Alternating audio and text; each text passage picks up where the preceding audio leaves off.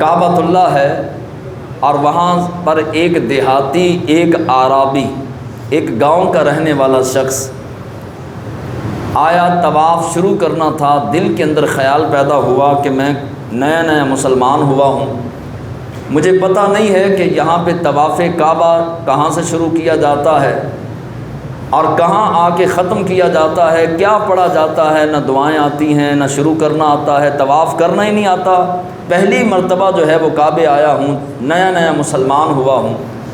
اب دل کے اندر خیال آیا کہ یہاں پر آ کے مسلمان تھوڑا سا رکتے ہیں اور یہاں پر آ کر جو ہے وہ بوسے دیے جاتے ہیں، یہاں سے جو ہے وہ پلٹ کے ایسے شروع کرتے ہیں، تھوڑا سا گویڑ لگایا، اندازہ لگایا، اب اس نے طواف شروع کر دیا۔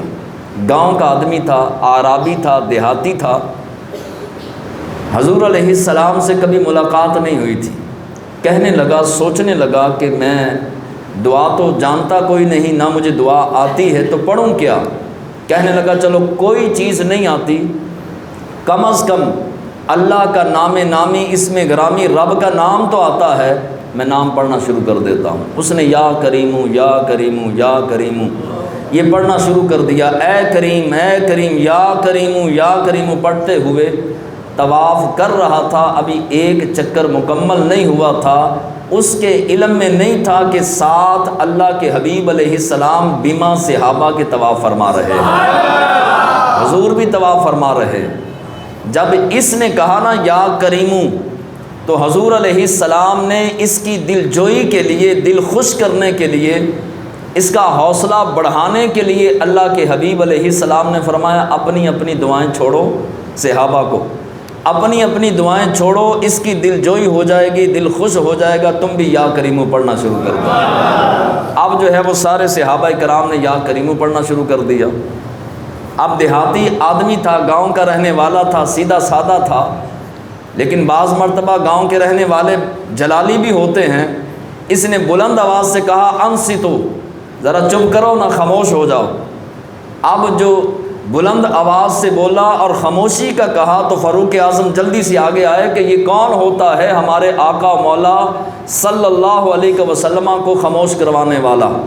حضور علیہ الصلوۃ والسلام نے روک دیا، فرمایا کہ گل سن کہندا کی ہے، بات سنو کہ کہتا کیا ہے۔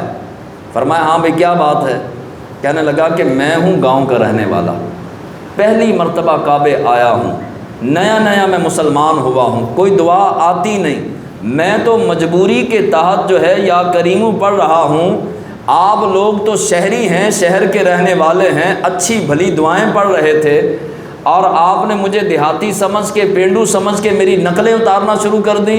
میں یا کریمو پڑھ رہا تھا، آپ نے بھی یا کریمو پڑھنا شروع کر دیا۔ تو آپ نے، نبی کریم علیہ السلام اس سے کلام کر رہے ہیں، فرمایا اچھا پھر کیا حل ہے؟ کہا کہ میرا دل کرتا ہے میں تہاڈی شکایت لاواں، شکایت لگاؤں۔ آپ نے فرمایا اچھا شکایت لگانی ہے؟ حضور علیہ السلام تھوڑا سا قریب تشریف لائے تو کہنے لگا نہیں نہیں، ہون شکایت نہیں لانی، اب شکایت نہیں لگانی۔ حضور علیہ السلام نے فرمایا شکایت لگانی کس کو تھی اور اب کیوں نہیں لگانی؟ کہا کہ پاویں پینڈویاں پر اینا پتہ ہے سونیاں دیاں شکایتاں نہیں لائی دیاں، چاہے گاؤں کا رہنے والا ہوں، دیہاتی ہوں، عرابی ہوں، مگر اتنا جانتا ہوں کہ سونیاں دیاں شکایتاں نہیں لائی دیاں، اب نہیں شکایت لگانی۔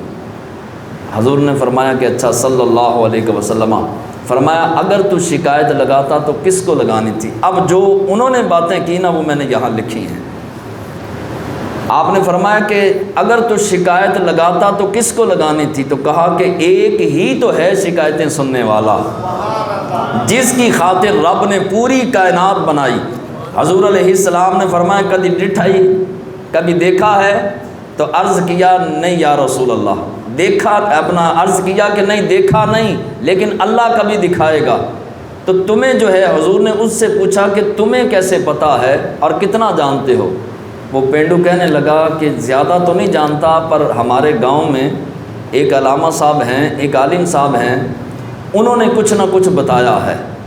تو فرمایا اللہ کے محبوب علیہ السلام نے کیا بتایا ہے؟ اب جو اس وقت حضور کے سامنے اس صحابی رسول نے، جو صحابی اب بن چکے ہیں، اس صحابی رسول نے جو باتیں کی وہ آپ سنیں۔ اس نے کیا کہا؟ کہنے لگا ساڈے پنڈ دے مولوی صاحب دس دے نے حضور کے جسم پاک پر کبھی مکھی نہیں بیٹھتی۔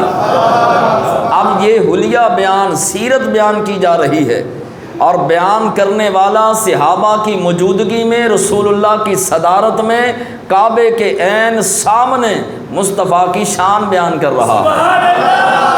اللہ کے گھر میں، رسول اللہ کے سامنے، صحابہ کے سامنے ایک صحابی دیہاتی گاؤں کا رہنے والا حضور کی سیرت کیسے بیان کرتا ہے؟ کہا کہ حضور کے جسم پاک پر مکھی نہیں بیٹھتی، جسم پاک پر کبھی میل نہیں آتا۔ حضور علیہ السلام کے جسم پاک پر عام بندے کے جسم پر میل آ جاتی ہے، حضور کے جسم پاک پر کبھی میل نہیں آتی۔ نمبر 3 کہنے لگے کہ بغل مبارک بے بال ہے، بے بال۔ ساڑھے مولوی صاحب دس دن حضور کی بغل مبارکوں میں بال نہیں، اور بغل مبارک اس طرح چمکتی ہیں جس طرح چاندی چمکتی ہے۔ کہا چوتھی گل دساں؟ صحابہ نے کہا ہاں بتاؤ۔ کہا کہ آپ کا لعاب مبارک شہد سے زیادہ میٹھا ہے، حضور کا تھوک مبارک شہد سے زیادہ میٹھا ہے۔ اور یہ بھی مولوی صاحب دس دینے کہ آپ کے پسینے مبارک سے کستوری اور عنبر کی خوشبو آتی ہے، سایہ زمین پر نہیں پڑتا۔ اب حضور کے سامنے حضور کی تعریف کی جا رہی ہے اور حضور مسکرا رہے ہیں۔ نمبر 7 حضور کے فضلات مبارکہ، فضلات مبارکہ بول و براز، فضلات مبارکہ امت کے حق میں پاک ہیں، اور حضور کے بول مبارک سے، پیشاب مبارک سے آپ کے عنبر کی اور کستوری کی خوشبو آتی تھی۔ اور وہ دیہاتی کہنے لگا اگلی گل دساں؟ تو حضرت فاروق اعظم تھوڑا سا آگے بڑھے، مسکرا رہے تھے، آقا کی شان بیان ہو رہی تھی۔ آپ کے پیر صاحب کی کوئی بندہ شان بیان کر رہا ہو تو آپ کا دل خوش ہوتا ہے، تو وہ کائنات میں ایسے پیر تھے جو نبیوں کے پیر ہیں، ان کی شان بیان کی جا رہی ہے۔ وہ دیہاتی کہنے لگا آنکھوں مبارک میں کبھی میل نہیں، حضور کو ساری زندگی کبھی بلغم نہیں آئی، اور حضور کو کبھی جماہی نہیں آئی۔ اور میرے مولوی صاحب نے ہماری مسجد کے بتایا ہے کہ حضور کے رخسار مبارک اس قدر چمکدار ہیں کہ حضور کے مبارک گالوں سے تصویریں نظر آتی ہیں، تصویریں نظر آتی ہیں۔ حضور علیہ السلام نے پوچھا اچھا کبھی ملاقات ہوئی؟ عرض کیا کہ نہیں یا رسول اللہ، کبھی اپنا میں محبتاً یا رسول اللہ کہہ رہا ہوں، ابھی پہچان نہیں ہوئی تھی ان کو۔ کہا کہ کبھی ملاقات نہیں ہوئی، تو حضور نے فرمایا اچھا تیری ملاقات کروا نہ دئیے۔ تو وہ کہنے لگے کہ میرے کچھ چکر باقی ہیں، میں بھی گیڑے مار لواں، تسی بھی مار لو، چلو رل کے چلیں گے، سنگی ساتھی سونا مل جائے تو سفر بھی سونا لنگ جاتا ہے۔ تو لہٰذا میرے کچھ گیڑے رہ گئے ہیں، میں بھی مار لیتا ہوں، آپ بھی مار لیں۔ حضور علیہ السلام نے فرمایا گیڑیاں تو پہلے تینوں نہ ملاقات کرا دئیے۔ اس نے کہا چلو گیڑے آ کے ہی مار لیں گے، چلیے۔ اللہ کے حبیب علیہ السلام نے فرمایا جانے کی ضرورت نہیں، جو تیرے سامنے ہیں وہی آمینہ کے لال ہیں۔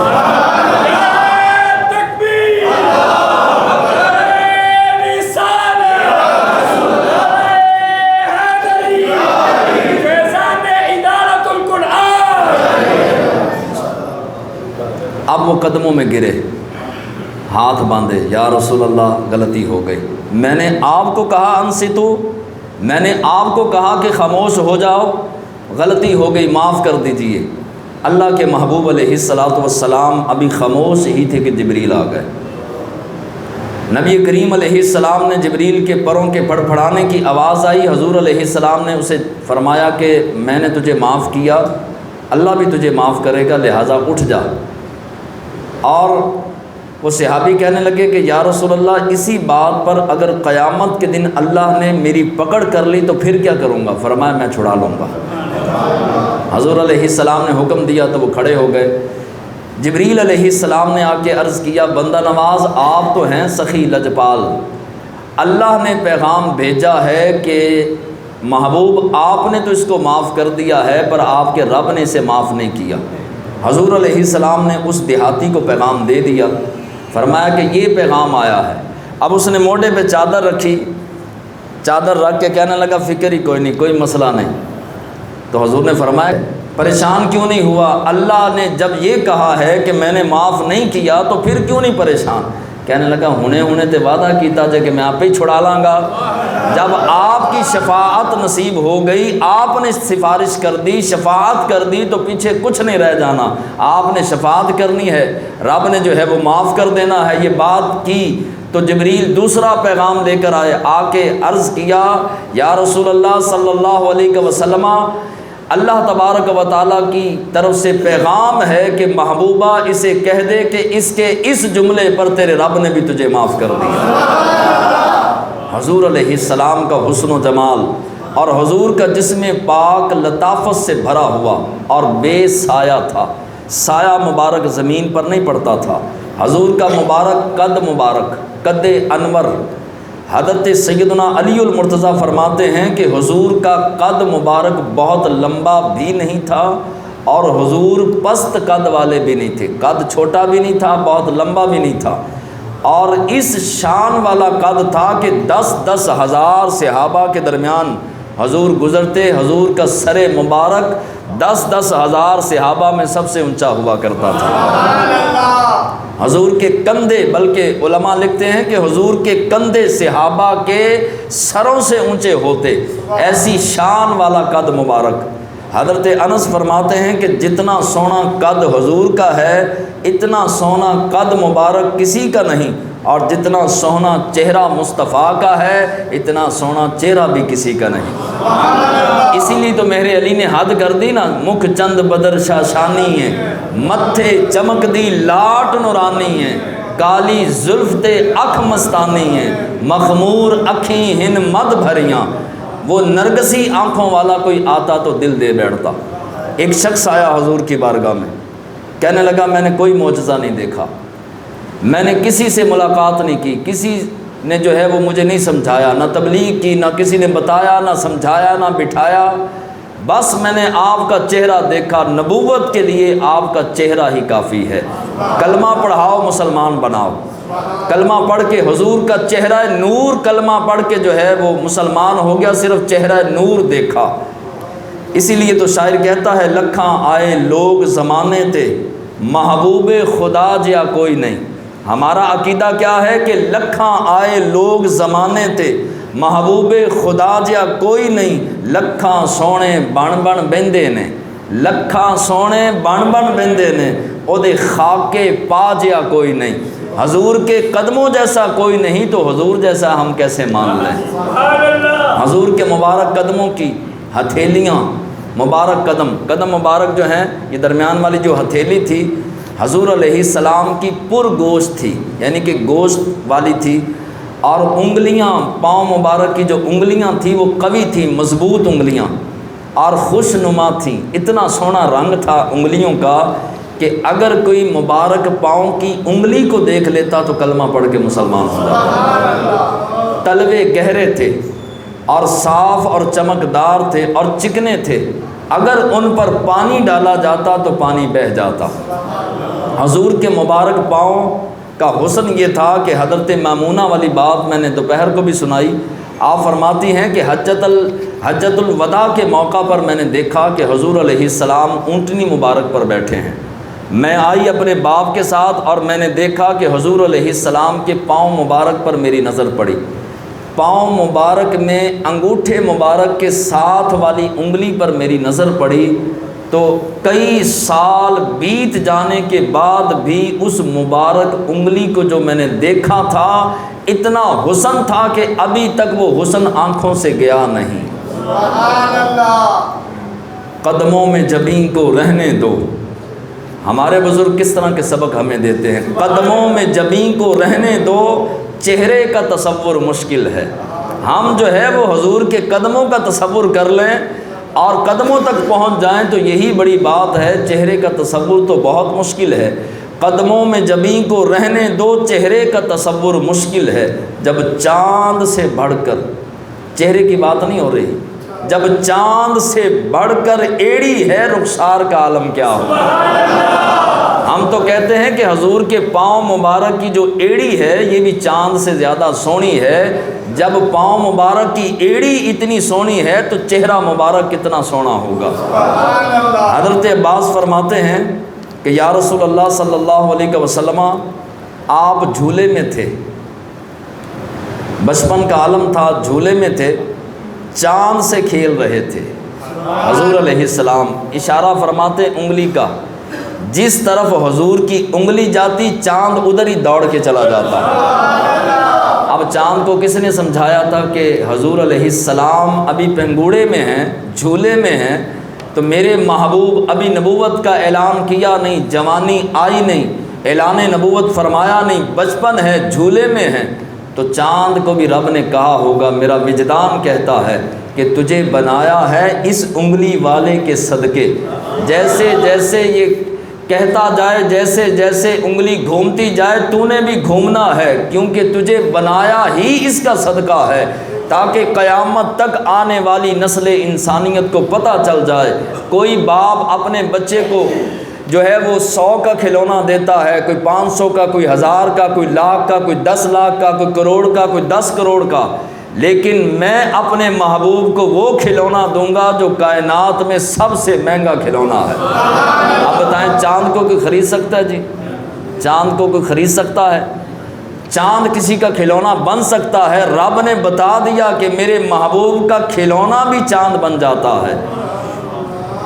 اب جو ہے وہ انگلی کا اشارہ فرماتے چاند ادھر ہی چلا جاتا۔ اب کون کہہ رہے ہیں؟ حضور کے چچا حضرت عباس رضی اللہ تعالیٰ عنہ۔ حضور علیہ السلام نے فرمایا کہ اللہ کی قسم میں ماں کے پیٹ میں تھا۔ چچا آپ تو یہ بات کر رہے ہیں نا کہ میں انگلی کا اشارہ کرتا تو چاند جدھر میں اشارہ کرتا چاند ادھر چلا جاتا۔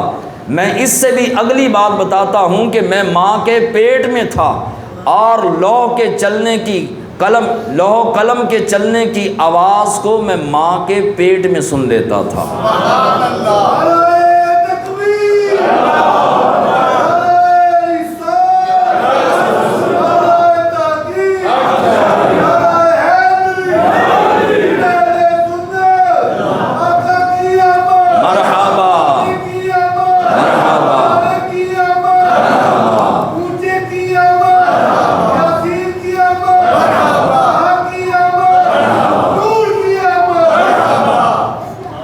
اب جو ہے وہ ان لوگوں کا کیا بنے گا جو حضور علیہ السلام کے سننے کے قائل نہیں۔ اللہ کے حبیب علیہ السلام، حافظ ابن کثیر نے بھی لکھا، محدث ابن جوزی نے بھی لکھا، شاہ ولی اللہ نے بھی لکھا، بہت سارے محدثین نے لکھا، یہ اس حدیث پاک کو جو ہے وہ نقل کیا کہ اللہ کے حبیب علیہ السلام فرماتے ہیں کہ جب لوح پر قلم چلتی تھی تو اس قلم کی آواز، اب جو ہے وہ آپ گھر جائیے گا تو کاغذ کے اوپر قلم رکھ کے چلائیں تو آپ کان قریب بھی کریں گے تو شاید آواز نہ جائے، یعنی قلم کے چلنے کی آواز۔ تو قلم کے چلنے کی آواز حضور علیہ السلام ماں کے پیٹ میں سن رہے ہیں، تو اسی لیے تو اہل سنت و جماعت کہتے ہیں کہ یہاں سے مصطفیٰ جان رحمت پڑھو تو حضور گنبد خضرا میں سنتے ہیں۔ تو آج حضور نہیں سنتے؟ حضور اگر ماں کے پیٹ میں سنتے ہیں تو آج بھی سنتے ہیں۔ ہاں کوئی پکارنے والا ہو، کوئی محبت والا ہو، دل والا ہو، عشق والا ہو، ستھرے اور پاک عقیدے والا ہو تو حضور سنتے ہیں آج بھی۔ اور میلاد مصطفیٰ کے حوالے سے انشاءاللہ پورا جو ہے وہ اس موضوع پر بات کریں گے۔ آخری بات جو ہے وہ امام ذہبی نے اور امام ابن کثیر، جن کو حافظ ابن کثیر بھی کہا جاتا ہے، بڑے نامور عالم بھی ہیں، حافظ بھی ہیں، مفسر بھی ہیں، مورخ بھی ہیں اور ولی اللہ بھی ہیں۔ آپ فرماتے ہیں کہ ایک بادشاہ کا ذکر کرتے ہیں۔ یہ بادشاہ کون ہے؟ یہ بادشاہ حضرت صلاح الدین ایوبی کا بہنوئی ہے، اور حضرت صلاح الدین ایوبی بھی میلاد کیا کرتے تھے، اور آپ کے بہنوئی بادشاہ تھے، وہ بھی جو ہے ابو سعید المظفر ان کا نام تھا، جو صلاح الدین ایوبی کے بہنوئی تھے۔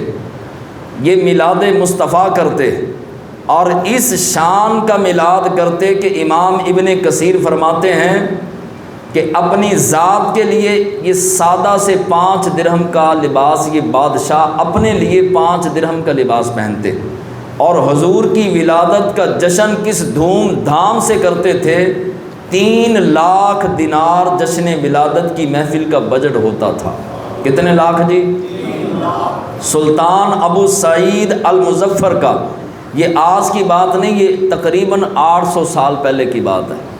یہ کہتے ہیں نا میلاد تو چلا یہ 100 سال پہلے، کوئی 200 سال کہتا ہے، تو یہ 800 سال پہلے کے بادشاہ کی کہانی، عاشق رسول بادشاہ کی بات بتا رہا ہوں، جو صلاح الدین ایوبی علیہ رحمہ خود شرکت کرتے۔